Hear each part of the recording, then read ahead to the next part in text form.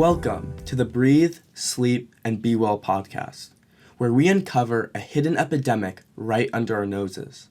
An epidemic that most often begins right after birth. We aim to engage in casual conversation in a way that raises awareness, exposes misinformation, and challenges us to understand that just because something is common does not mean that it is normal. There is a difference between not being sick and being well. In our goal of maintaining a casual conversation format, we hope that you, our listeners, will engage in the conversation through our platform. Our cardinal goal is to provide easily accessible yet accurate information to the public at large and facilitate a discussion between the healthcare provider and the patient in a way that targets root cause of common diseases and dysfunction rather than merely managing the symptoms. I'm your co-host, Mark A Cruz, and I hope to bring an understanding of social media and communication to highlight my father's journey over the past 15 years. And this is my co-host, Dr. Mark A. Cruz, who has been connecting the dots and teaching on this complicated subject since 2006.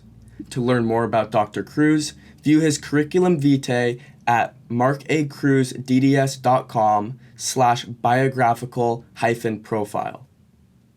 Without further ado, here's the conversation.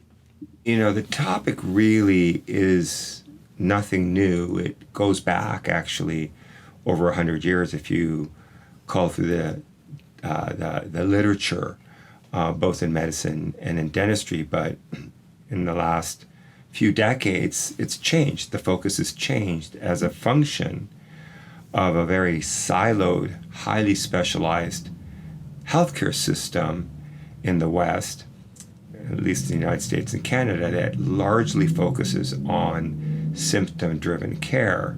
And so I actually have stepped back to look and focus more on root cause. And as a dentist, I have an understanding of craniofacial growth and development, how our faces grow. And so dentistry is the one discipline in healthcare that knows the most about this very specific topic. And you might say, well, what does that have to do with breathing? It actually has everything to do with breathing, from how we're born and how the airway develops from and influenced by environmental risk factors. Okay, so I know sleep apnea, a lot of people don't sleep well. It has a lot to do with their breathing. How does breathing translate into poor sleep? How do people sleep poorly, in other words, because of their breathing? Yeah, that's a really interesting question. First, I would say that obstructive sleep apnea is what's called an end-stage diagnosis. It's the most diseased version of a spectrum of disorders that may start with, say, an innocent snore that progresses eventually to full-blown obstructive sleep apnea. It's kind of the analogy I would use would be looking at cancer, stage 1 cancer, or carcinoma in situ, stage 1 cancer, stage 2, stage 3, or late stage, and then metastatic cancer. So it would be what would be considered analogous to a metastatic cancer. And so the focus in medicine and also in dentistry has been really on what I argue is the tip of the iceberg. It's the end stage. Okay, so what you're saying is that that's a problem a lot further along, but there might be a lot of people that have a problem. They don't have sleep apnea, but how is their sleep affected by their breathing? Exactly. And therein lies the problem, is that it's not recognized until it becomes metastatic, quote unquote metastatic, until it becomes late stage. And yet the base of that iceberg, if you will, is what's called upper airway resistance syndrome, or inspiratory flow limitation, or even more specifically and descriptive, sleep fragmentation. So people who don't get good sleep, even though they're perfectly healthy, that has sleep in fragmented pieces where they're not able to go through those sleep cycles the way nature intended, and that results in many signs and symptoms, both dental and medical. I hear this big descriptive name, and I automatically think it doesn't apply to me. But how common is this? Well, there's pretty good evidence that today it's a pandemic problem. It's very common.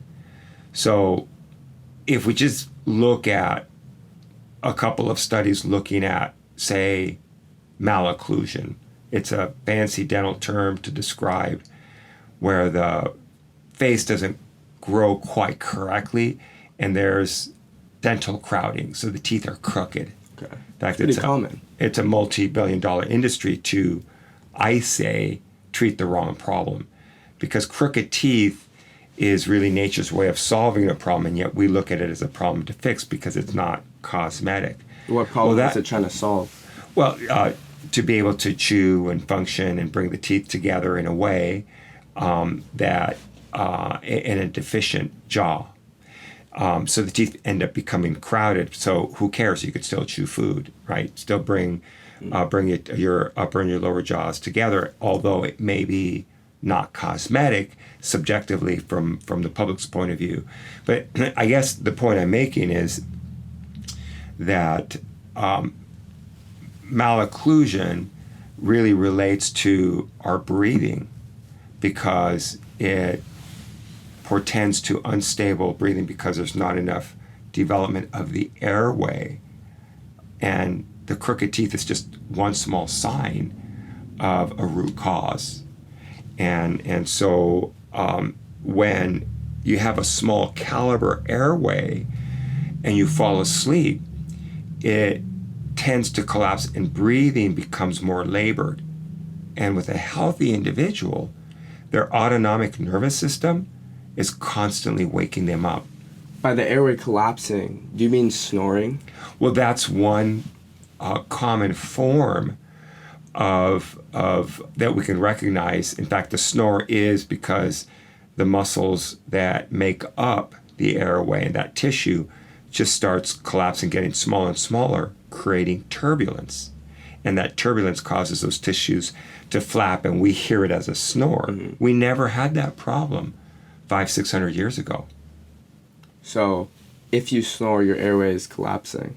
No question. How do you fix that? Well, I mean, there are many ways of addressing that. Now, again, it depends on the magnitude of the problem and the age. How long has this individual had this problem? So an infant or a 2-year-old that snores is very different than a 60-year-old that snores. Right. Although it's the same turbulence. So how you fix it really varies. And we look at structure, function, and behavior. When I say behavior, I'm talking about breathing behavior. It's behavior is physiology in action. It is conscious, but it can also be subconscious. Specifically, though, maybe the question I should be asking is not how to solve breathing, it's how to solve snoring. How did it become a problem in the first place for people that snore? Well, there are really good studies, and there's a renewed understanding now that it could start right after birth. So that's Christian Guilleminault from the Stanford School of Medicine, one of the giants that's now passed, actually identified and showed that when an infant is born, they go from fetal respiration to breathing in an environment of atmospheric pressure, air pressure, very different mechanic, that they breathe only through the nose. They can only breathe through the nose. They cannot mouth breathe for that first 3 to 4 months of life. And typically there's this very short period of time where the nose is congested, and the kid has to figure that out, and that congestion needs to abate rather quickly so that the baby can latch and feed at the same time that they're breathing. And so most of the time that just works out just fine. And so it could start as early as those first months. So you're telling me the baby can physically only breathe through their nose? Yes. Is that why babies can't speak yet? Is because you Yes. need... So it is. Yes. I mean, that's... it's not a short answer, but if I were to try to compose a short answer, it is because the soft palate and the epiglottis, which is a structure, I can actually point to this particular model here. What we see is the soft palate and the epiglottis are locked. They're closed so that there's a breathing tube that's separate from the feeding tube. And that exists for the first 3 to 4 months. And at about the beginning of the 3rd month of life, the tongue, the base of the tongue, and epiglottis descend. It's called laryngeal descent. And the reason for that is so that they could start developing the ability to speak. Every other mammal or mammalian species on the planet doesn't have that ability. It's only humans that have that. And you could see here in this adult where there is this separation from the epiglottis and the soft palate. So now air moves very differently, such that now you can create language. When they're closed like this, you can only make sounds. So a lion can roar, a dog can bark, a monkey can make some... A baby can cry. Yeah, a baby certainly can cry, but that's not language, it's not. And so the downside of that is that now it increases the risk for choking, because now the brain has to govern these functions of swallowing and speaking and breathing all at the same time. And it's not a small matter. So that's a big discussion. No other mammal can breathe through their mouth. No other mammal can speak. No other mammal can choke. Typically not. I mean, yes, they can, but it's very, very rare because of that soft palate epiglottis lock. And there's a lot of literature. In fact, Victor Negus, who was an otolaryngologist back in the 1900s, that wrote a lot about it. And he's a very big contributor in comparative biology. And he identified this phenomenon. Very interesting.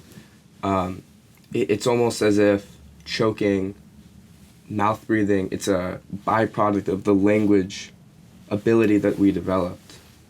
Well, yes. And let me just first clarify, because people may be thinking, well, a dog has their mouth open and they're panting, they're mouth breathing, right? No, they're not. That's called heat exchange. They actually exchange gas. In other words, carbon dioxide is expelled, oxygen's coming in through the nose. But because they can't sweat, they have fur, they have to maintain the core body temperature, and they pant. Other mammals do the same thing, but they're not breathing. It's not actually going to their lungs. It's not going to their lungs, exactly. So, back to poor sleeping. We mouth breathe, and that leads to what? That leads to poor sleeping. It leads to snoring, but snoring is bad. Why? I don't know. Okay, so we're not supposed to mouth breathe, and we're starting to understand that. There was a systematic review in Europe about 3 years ago where the authors looked at studies and narrowed it down to about 240 studies. And one of the conclusions was that a child that is mouth breathing is synonymous with having growth retardation, meaning that they're will have failure to thrive, not grow properly, and largely because they can't breathe properly and sleep properly. And it's during sleep that a lot of growth function occurs. A lot of metabolic function occurs during that period of time. And if you're not doing that well because you're mouth breathing, then there are perturbations in those very important functions during a very important formative time in that child's life. So mouth breathing should never happen unless you have a cold for a day or two. So in that formative time, when mouth breathing, does mouth breathing affect the form of the face? Yes. During growth and development, the first 2 years of life is what is called neural growth. It's when the brain is growing very, very rapidly, and the face that happens to lie below the brain case doesn't really start its growth, significant growth, until after that. And that growth will continue all the way through to late teens, early 20s in that period of time. Well, early on in the formative years, if you're mouth breathing, then the jaws are not able to grow properly for a couple reasons. One is when you're nose breathing, that resistance of the air coming in through the nose, not only does it humidify, purify, and moisturize the hay, in other words, condition it before it goes into the lungs, but that resistance actually stimulates the bone cells in the midface to start becoming wider, to start becoming larger. Well, if you're not breathing through the nose, they remain stunted in growth, including the palate. The other part of it is when you're breathing that way, your mouth breathing, the tongue is not where it needs to be. The tongue is largely also involved in expansion and three-dimensional growth of that midface. Where does the tongue need to be? It needs to be on the roof of the mouth. And so if it's not, then you have other muscles that are influencing that growth to make the faces narrower and longer. So it's a very big discussion, but summarize it by saying that how we breathe has a huge influence on how our faces grow. And so I have many adult patients, as an example, who had braces because they had crowding and it was not recognized. And they might have even pulled teeth out to accommodate the teeth that were there. But the bigger problem was not the teeth, it was the bone that housed the teeth. And so they had a midface deficiency. So I would describe to some of my patients, adult patients, to say, you have a midface of an 8-year-old. I actually have 7, 8, 9-year-old kids that have a wider palate than some of my adult patients. So that kind of gives you an idea of what the problem is. So mouth breathing, not only is it leading to poor sleep, it's leading to less jaw development, a narrow face, crooked teeth. Is that correct? No question. Let me just say what average person would understand is very pro-inflammatory. After COVID, everyone has heard the term cytokine storm that makes us really sick. You have all these inflammatory markers that are called cytokines that create havoc. So inflammation is the body's way of solving a problem. It could be infection or some dysfunction. Well, when you're mouth breathing and have sleep fragmentation, it actually upregulates or increases the expression of a number of very important cytokines, IL-6, TNF-alpha, very highly sensitive C-reactive protein. These are just molecules that wreak havoc. And some of those problems they lead to arterial stiffness, subclinical atherosclerosis. It also leads to hypertension. It's predictive for type 2 diabetes and obesity later in life. Hypertension creates cognitive problems, ADD, ADHD. So we may be talking about crooked teeth, but when you start looking at the medical comorbidities and really understanding what's going on beyond the scenes that's ignored, It's a huge health problem. Bottom line, it's inflammation. How we breathe either allows for wellness or disease and dysfunction.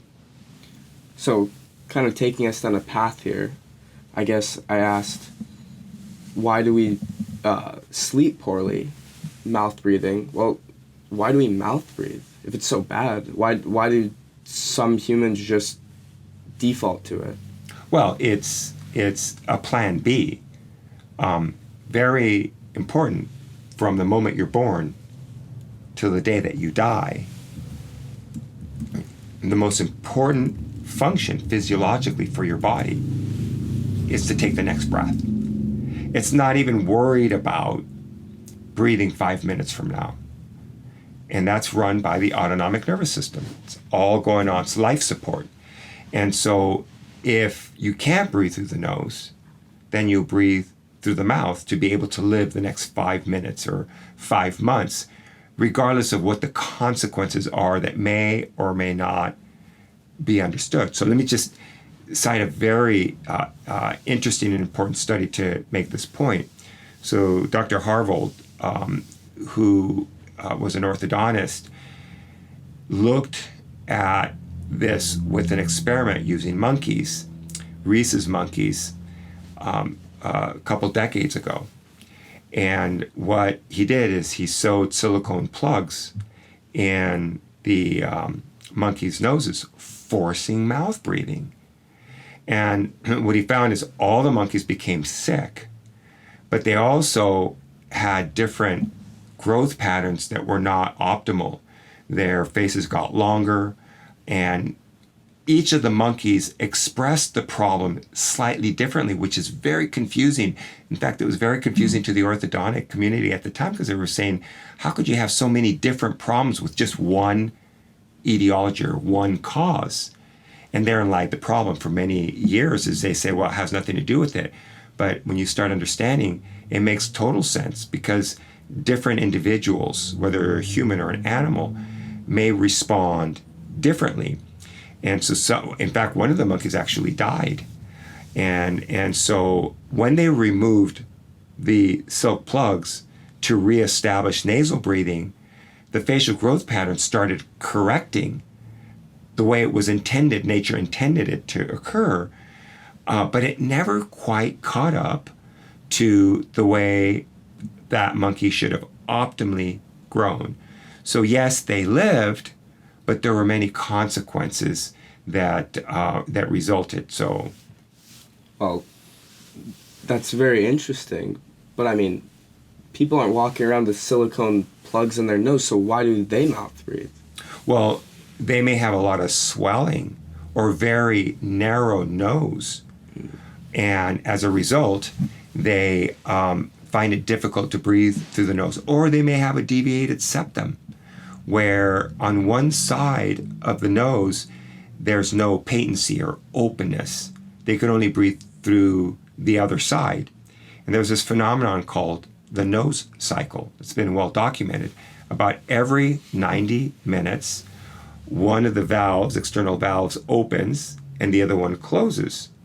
And then when that period is done, the other one opens and then the other one closes. Now, you might consciously not be aware of that at all because you're just breathing. You're not really sensing which nostril you're breathing through necessarily, unless it's super congested. But what ends up happening is when the open valve, or the open side of the nose that closes because of the nasal cycle, and now you're forced to breathe through the side that has a deviated septum where there's not really good air passage, there's high resistance to breathing, you're not consciously thinking about it. You just end up parting your lips and breathing through your mouth. Think about athletes that are world-class athletes. They put on breathe rights. Why do they put on breathe rights? To enhance that very important function even more. And the studies show that actually slows down heart rate, increases performance. The brain can think faster. And so, in fact, in sports, we know this culturally, because when the guy that's supposed to win the game by hitting the last 2 free throws at the last few seconds of a game misses him, we say he choked, right? Well, what's that all about?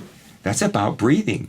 So when that happens is it upregulates or stimulates a stress response. And when you're stressed, you don't function very well. You don't think. And anybody that's known somebody who's panicked, they run into walls, they can't get, they've got horror movies that almost joke about how people are running into each other and they can't get away because they cognitively shut down. So we're supposed to be able to breathe very calmly, like the firefighter that's able to stay calm and rescue all those people in that burning building. They're calm when everyone else is panicking. They're breathing calmly. They're in what's called parasympathetic coherence. So when you have a narrower nose or airway, you're not going to choose that over breathing through your mouth. But why would someone have a narrow airway? Is that just genetic?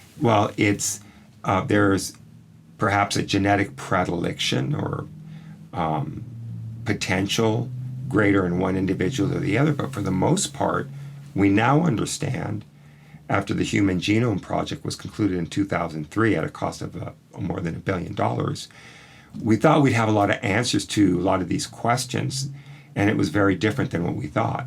And one of them is that environment places a much bigger role in health, like growth and development. So if you're a baby that's born in development, so if you're a baby that's born that can't breathe very well through your nose for whatever reason, or a child, because now you have swollen adenoids or tonsils, you are not going to breathe well, you're not going to sleep well, and it's a downward spiral. It's not just one thing that's occurring, it's many things that's bombarding the body, and yet the person's breathing, they're living, but maybe they're not doing as well in school, maybe they're hyperactive, maybe they talk back, maybe they have all these different manifestations that we might even say is a personality trait, not really recognizing, what the problem is, because they're not sick as we define it, but they actually are.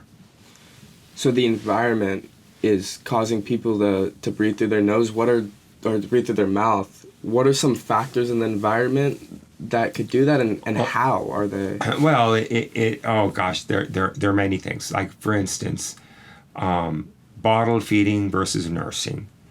It influences how the face grows early on.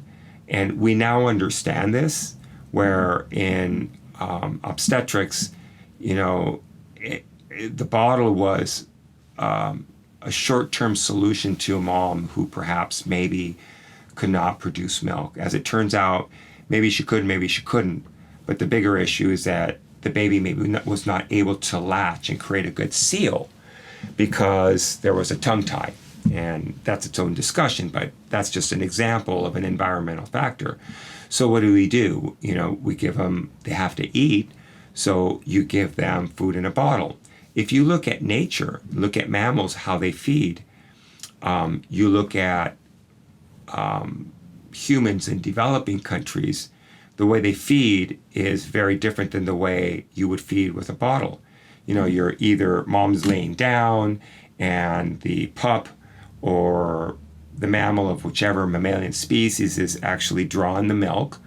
Mom is rather passive, and the child or the pup or the animal is actually more active in that function.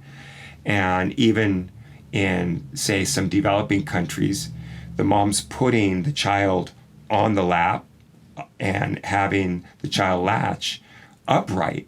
Well, what do we do with bottle feeding? We put the baby on its back. So just like gravity helps. Gravity is making it worse. Okay. And so they're drawing the milk too quickly, too easily.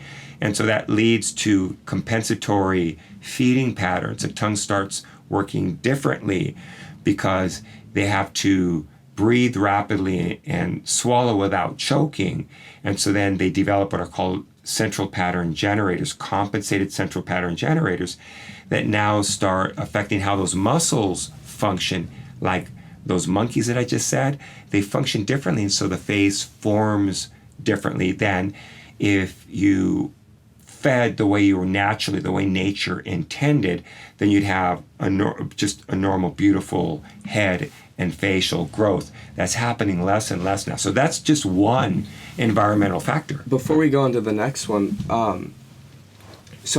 but I see some babies that are like working pretty hard to get milk out of the bottle also. Are they just as well off as a baby that's breastfeeding? Well, I don't know. Maybe that's a different problem, because by definition, when you're feeding out of off of a bottle, the fluid comes out very easily. Okay. Maybe you've seen some exception, but there are companies now that recognize this problem, and they've developed bottles that more closely resemble mom, where it does create more effort. So that's part of the point, is that the infant has to work harder to recruit the muscles of the face, and more importantly, the masticatory muscles to draw out the milk. And that muscle function is what stimulates bone growth. Okay. If the baby doesn't have to work very much, then those muscles aren't so active, so that bone is not as stimulated through those formative years of growth and development. So you have aberrant or abnormal growth of the face that you may or may not recognize. It may look very nuanced, but it's actually very significant. So because that muscle's not developing as much, the bone isn't developing as much, shows facially they might not have as good looking of a face. Or jaws are too far back. Right. But that muscle, or the lack of strength that they have in that muscle, is that the reason they mouth breathe? No, it's not really the reason. In fact, going back to Dr. Christian Guilleminault at Stanford, there were two ENTs, otolaryngologists, Dr. Stupak and Dr. Park, that wrote a paper about 4 years ago to describe what they called the Guilleminault musculoskeletal hypothesis. And basically they challenged about 100 years of evidence and thinking in otolaryngology, or ENT, where it was believed by the medical community that the growth pattern that's called adenoid facies, what we're describing, was actually caused by inflammation in the tonsils. And what they say, it's the other way around. It's the facial growth pattern that resulted in having the tonsils become enlarged. They flipped everything upside down, and actually have really good data to show that the problem actually starts with how you breathe and feed very early in life, and that the tonsils become enlarged not as a result of infection, although they could end up having inflammation and infection, but as a result of the turbulence from the mouth breathing, where you're not supposed to be breathing through the mouth. Interesting. You're supposed to be breathing through the nose. Yeah, so many people have to get their tonsils removed, but that's a newer problem, I assume, right? We haven't been removing tonsils. We haven't been able to, right? Well, yeah, actually, you bring up really interesting study back in 1932 that was published in 1932. And let me just, if I could describe, because I think it's interesting. Yeah. And it kind of speaks to how we can oftentimes, very smart, well-intended providers can make significant errors in how we treat our population. And what these researchers from the American Child Health Association did is they picked a sample of 1,000 children from the New York City public schools. And after finding that 65% of these kids had already had their tonsils removed, the researchers took the remaining kids and sent them to a group of school doctors to have their tonsils examined.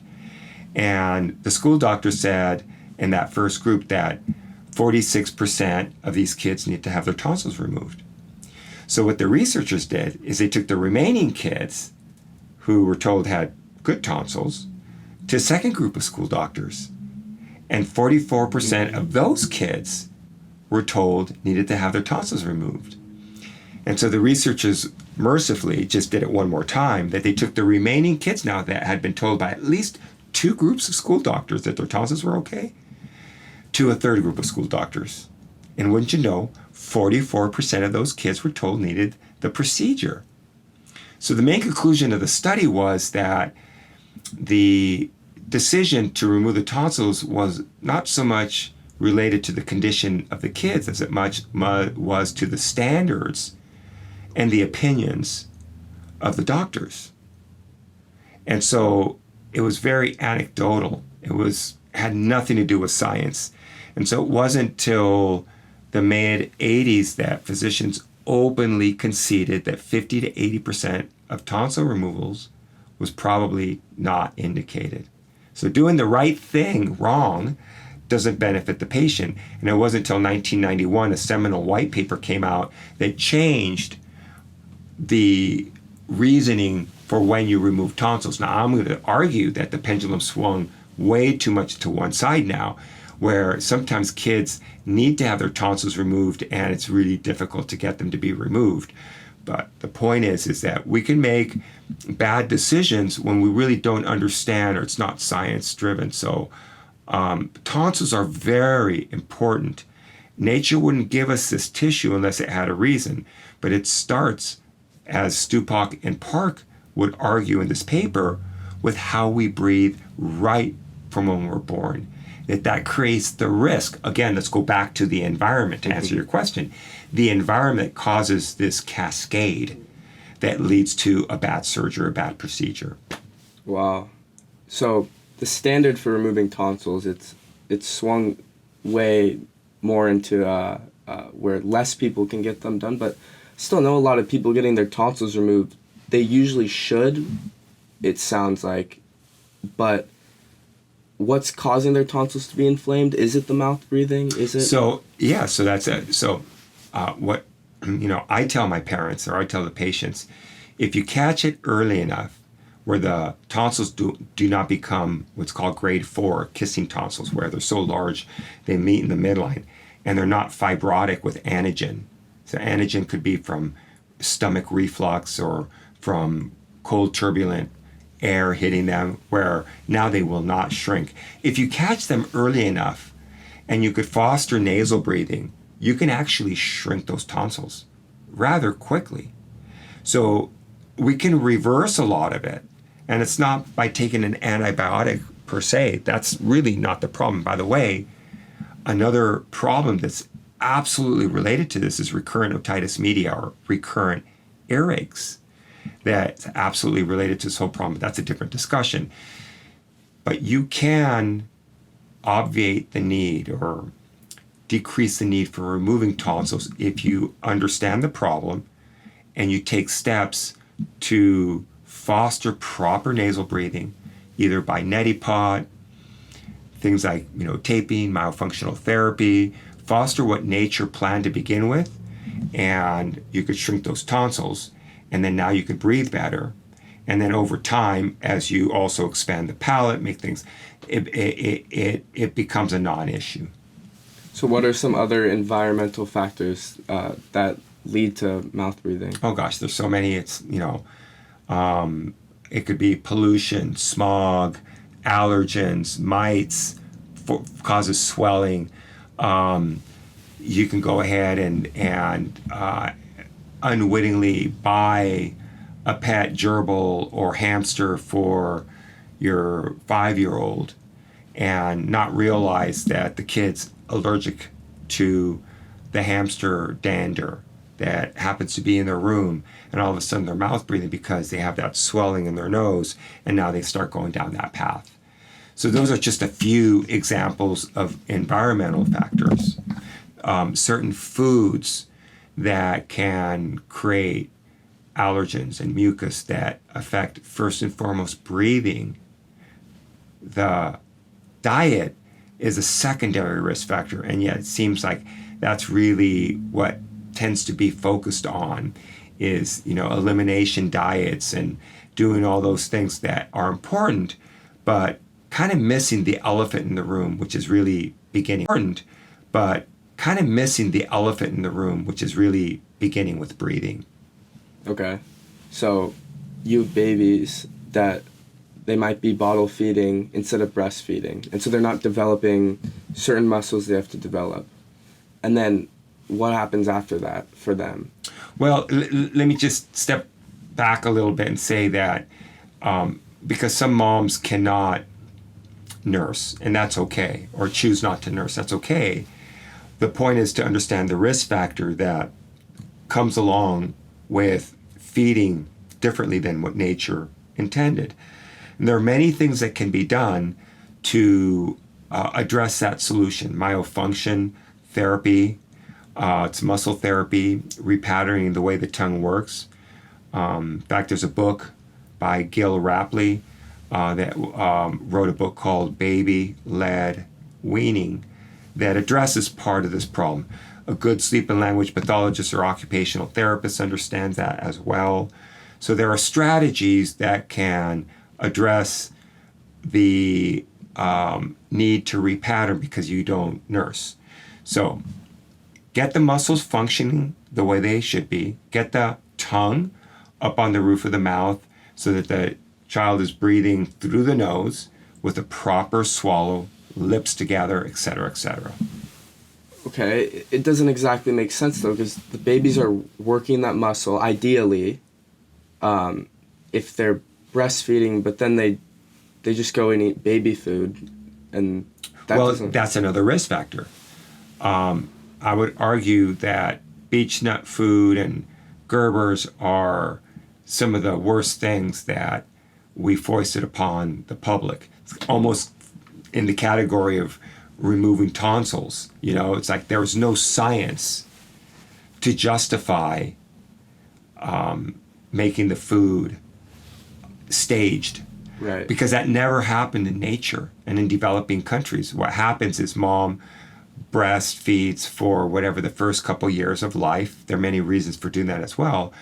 But then maybe starts introducing solid food to the child, maybe pre-chews it a little bit, or maybe chooses softer foods, let's say like a banana, so that the baby starts developing the neurology and the strength of a proper swallow as the epiglottis descends so that they don't choke. And then from there, they graduate to maybe some soft meats or chicken or vegetables. Pureed food actually creates a number of problems. Number one, it ends up fostering muscle hypotonicity. The muscles don't really develop the proper chewing cycle. And by the way, there are dozens of muscles that are involved in a proper mature swallow. So it's not just one or two muscles that fire in a very important sequence that if it's not correct, you end up having problems, whether it's a tongue thrust, a side thrust, creates all kinds of dental problems. But you could get those muscles patterned correctly. It's like having a bad golf swing. You start you get a coach that teaches you how to swing the golf club or the bat properly to hit the ball and connect. It's the same thing. But this is to save your life. And so pureed food is not to say that you can't use it, but it's a problem culturally that has resulted in a global, worldwide problem, why our faces are not developing properly. So look at what the average kid likes to eat because they have this resultant texture aversion. They don't like the hard foods because they're used to the soft foods. So what do they like? Chicken tenders, fries, McDonald's. Not to say that McDonald's is bad, but just like fast food that has many, many problems. Number one, it's calorically dense with very little work to chew. And so that also ends up leading to an obesity problem, but that's not the primary problem, although it tends to be focused as a, but that's not the problem. Probably the primary problem begins with not chewing properly that causes our faces, and it upregulates all these cytokines, it's the inflammatory markers that metabolically results in metabolic disorders. So we're so efficient now with the foods we're eating. We're getting a lot of calories for not a lot of work. It's almost to our own detriment that the muscles aren't building. It's kind of like we don't have to lift as much as we might have had to a long time ago. So we kind of go to the gym to make up for it, but we have nothing to make up for it when it comes to chewing. Yeah, that's a really good good example that you used is back in the Paleolithic period. That's really classically where our faces were correct the way nature intended. In fact, from digs thousands of years all over the world, we never saw the problems that we see now. We never saw dental crowding, never really saw tooth decay unless it was a disease. We never saw people with crooked teeth, like cavemen. Never. Cavemen had perfectly straight teeth. Never, unless it was a diseased population. Really? And that's very well documented. But let me just say that to kind of address that is, what we're talking about is that we used to, in the Paleolithic period, spend 6 to 8 hours chewing food. It was not very calorically dense. It'd be a tuber, and maybe every once in a while a clan would share an antelope that it caught. Right, like the vegetables, they take a lot to chew, but then they don't get a lot of calories for it. And the meat. Even meat. I mean, there are books written on it, Fork Over Knives, talking about how utensils started changing, how we ate, and so slowly but surely, that's another environmental risk factor. I'm not saying I want to go back to the Paleolithic period, but it started changing some very, very basic functions that affected how we developed. And pretty fascinating. The medical and dental anthropologists have been talking about this for decades, and now we're starting to connect some dots in healthcare to understand some of these problems that relate to the risk for acquiring non-communicable, pro-inflammatory diseases of modern living.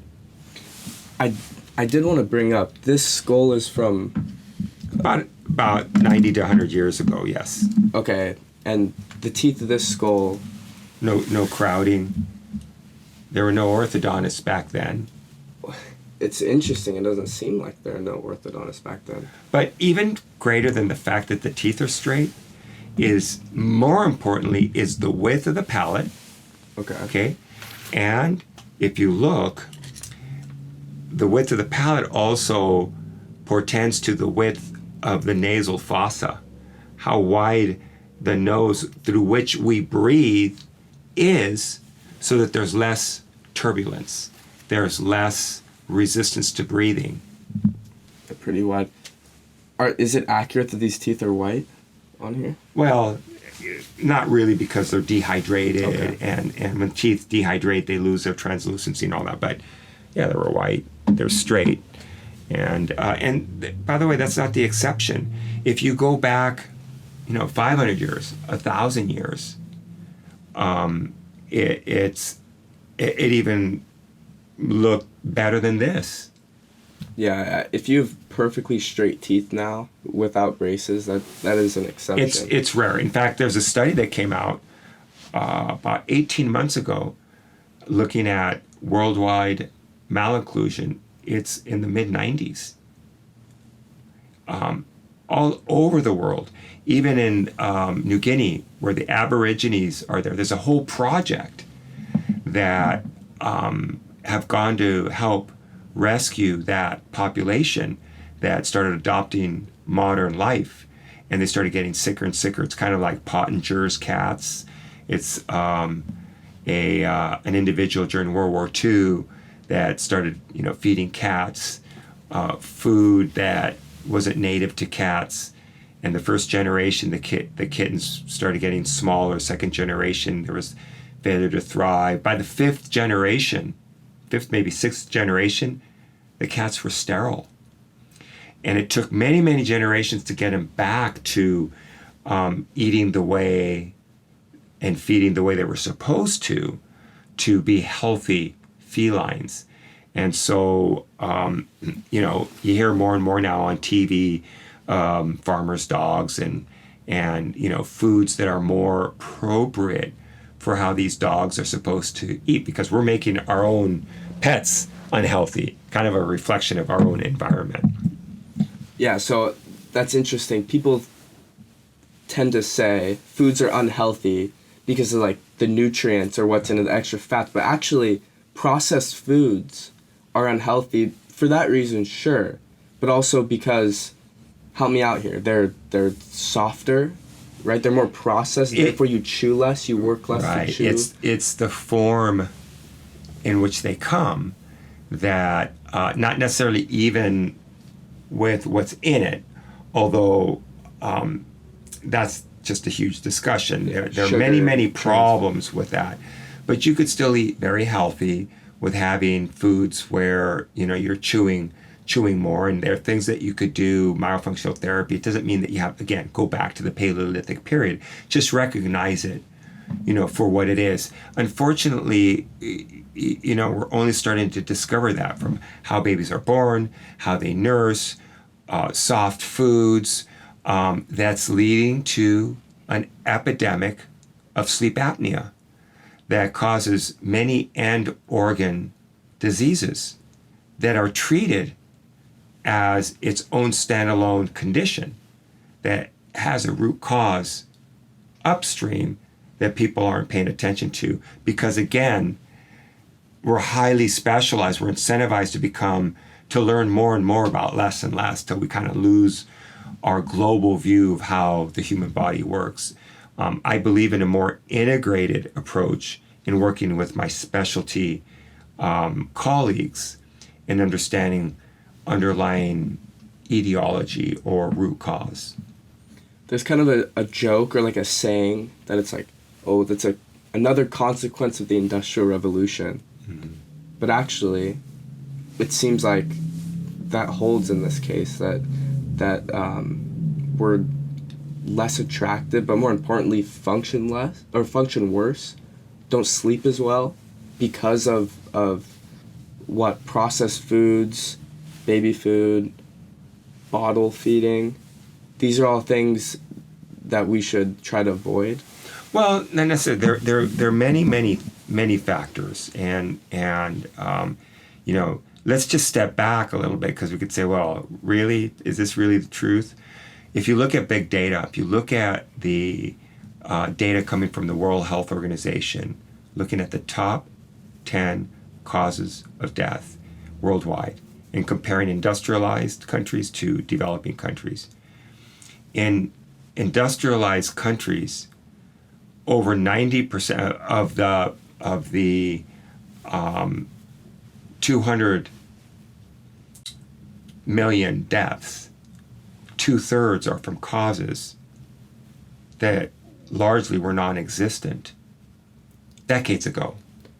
Obesity, choking. Well, cardiovascular disease, problems with, cognitive function, all the metabolic disorders.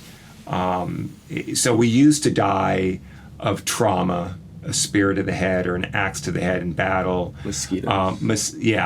Malaria, typhus, yellow fever, all those things. That's characteristic of developing countries, right? Where we solved that problem. But our environments actually contributed much more to the body count, if you will. And if you look, there's a trend line. They repeated that study from 2000 to 2016, and that data is actually accelerated. There's more heart disease, there's more depression, there's more of these pro-inflammatory preventable diseases than ever before. And so when you start looking at that data, you cannot deny it and then say, well, what has changed? Well, it's been our environment. And we know that from how we used to live in the Paleolithic period to about the agricultural revolution, which is about 10 to 12,000 years ago, where we started to understand how to grow our own food. That's called the agricultural revolution around the Fertile Crescent, where we started farming and then we started domesticating animals. And so things started changing. And then we started storing our grains for the winter. And then it wasn't until the industrial revolution about 500 years ago that there was another inflection. Then we started processing food. We started bringing in sugar. So there's this change that you can graft in our species that's dramatically changed. And literally from a geologic point of view, in a nanosecond. It's been very, very, and it's accelerating. So yes, you may say life expectancy has gone up, but it's become untenable from a financial point of view because it's very expensive to treat chronic disease. People can live with chronic disease for 20, 30 years with medications, and it's a whole political discussion. That's not the way we're supposed to live all the way up to, the last year or two and then die. But right now we're living longer. We figured that out with pharmaceuticals and surgeries and all kinds of things to address environmental comorbidities. So yeah, this is a huge discussion. I say that the problem in healthcare is not so much the access to care, which is where the argument tends to be, which is, I need access to care. We need a different kind of care that really understands more of root cause. Maybe we can find the perfect balance, right, between the developing countries and then the problems we have here. There's some middle ground where we don't have malaria, typhus, but then we also don't have heart disease. We don't have chronic diseases. We're not highly medicated through the end of our life. We have high life expectancy, but also high quality of living. Yes, that's the point. There's a difference between being well and not being sick. And our allopathic healthcare system, I was trained in it, and definitely is amazing, but has its limitations, is very good at treating signs and symptoms, surgeries, devices, medications, but it misses root cause because we're in a healthcare system that makes a lot of money doing that. So to reverse that and to look at root cause means we have to go back to the drawing board. All right. Anything else you want to add? We can go on for days. I know we can. But let's end this episode. And I think in the next episode, we can drill down and perhaps we'll get questions from our followers that we can address the next time. But thank you for the opportunity to spend this time and discuss these very important things. We hope that the format of our casual conversation provides a construct for how to think about the problem rather than just saying how it is. In order to stimulate a continuing conversation and give room to ask your own questions or comments, please follow us on Facebook at Mark A Cruz DDS or on Twitter at Mark Cruz DDS.